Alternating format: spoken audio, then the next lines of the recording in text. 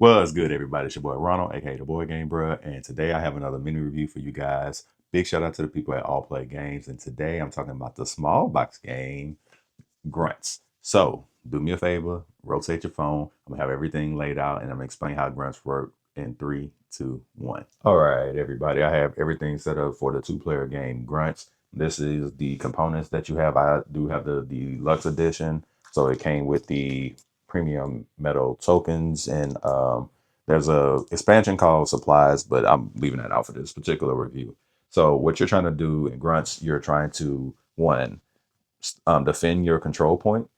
You're trying to hold these positions right here, and you're trying to get three of those metal coins that I showed you guys. So I'm explaining the components and everything, so you kind of know what's going on.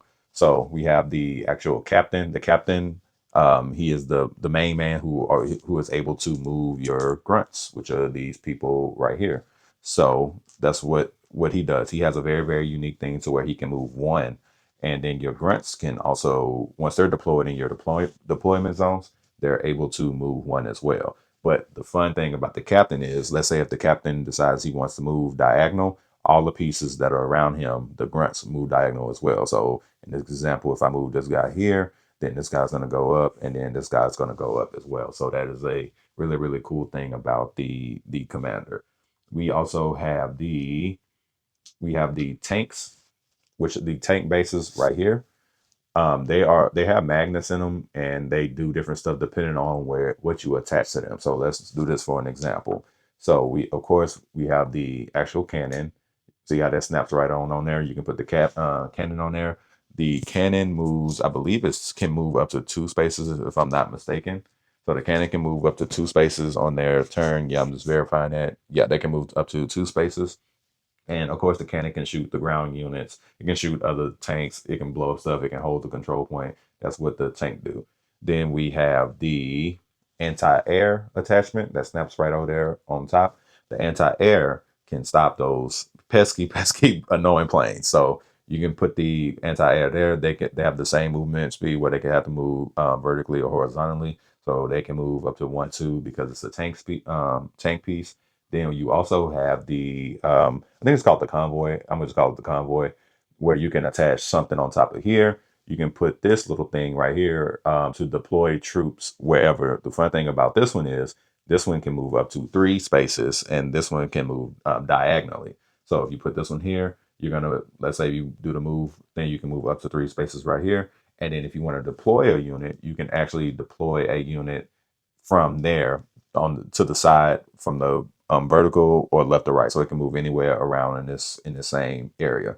But if you do that, they just stay there. But if you issue them you issue them into a enemy position, this kills this one off the board and it goes back to the supply. So that's a fun way you can kind of use this little truck. And then also let's talk about we have the bomber, and then we have the fighter, and these are dual sided, so they can be different. So whenever you're issuing the airplanes, they have to go on these little flight paths that's going to be on your deployment zone. So we have this opponent as a bomber, and then we have this opponent as a fighter. The fighter can bomb all of the the ground units that it goes across, because if you see the flight path, it doesn't kill your units. But if you can kind of migrate your fighter around to go in this situation, if you want the bomber to go across here all the way across, it will destroy these units. And once the planes, and the convoy are destroyed, they don't come back into the game. Only the grunts actually come back into the game. That's how you keep going with everything. So basically, what you're trying to do is you're trying to hold these 2 points at the end of your turn, and then once you do, you're going to earn one coin if you do all of that. But if you have three of your grunts in the place, you're going to earn 2 coins at the end of your turn. So yeah, it's very cool. Oh, I forgot to say, the tanks, they stop the block path, they stop the flight path of the planes, because they fly through there, they're going to get blown up and they're going to die. So yeah, use your anti-air to stop those planes because they can get in the way. So yeah, it's really fun. I really enjoy this game. I like the pieces and how you can interchange them and everything. There's a lot of strategy in this little box, so I will say that. So what do I rate Grunts? I'm gonna give Grunts a 8.5 out of 10. I really, really enjoyed this one. I like the components.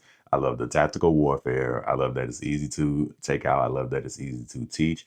Very, very simple game, very, very powerful game, and I really, really, really enjoy it. And that wraps up another review. Big shout out to the people at All Play Games. And yeah, that's all I have for you guys. If you have Grunts, if you want to play Grunts, you want to know more about Grunts, just let me know in the comments below. And it's your boy Ronald, and I'm out of here, cousins. Peace.